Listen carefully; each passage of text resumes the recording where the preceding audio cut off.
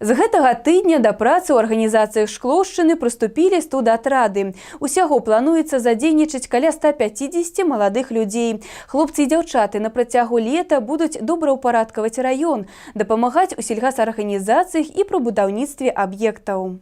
Самым першым прыступіў да працы экалагічны атрад імя Васіля Каржа ў Александрыі. У складзе яго 10 чалавек з Александрыйскай сярэдняй школы. Хлопцы і дзяўчаты працуюць 4 гадзіны ў дзень і ўжо паспелі прыбраць тэрыторыю каля амбулаторыі і дома быту. А на момант нашага візіту працягнулі сваю працу ў гэтым напрамку. У нас сейчас идет прополка тротуарных плит.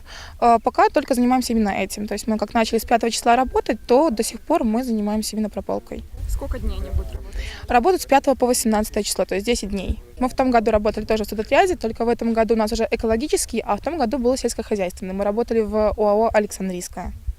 Также работали 10 дней, тоже занимались прополкой видовых культур. Некалькі гадзін у дзень працаваць садовым інструментам гэта не складана, а карысна. І у кожнага з хлопцаў і дзяўчат плюсы такога баўлення часу свае. Встаем 9 часов, приходим и до часа так работаем. Все весело. В основном. А почему ты решил провести свое лето именно в студотряде? Ну, не знаю. Деньги, наверное, заработок, чтобы дома не сидеть, просто заработать какую-то копейку. Хорошо ли быть в студотряде? Конечно. Почему? Ну, там весело, общение с друзьями, работа.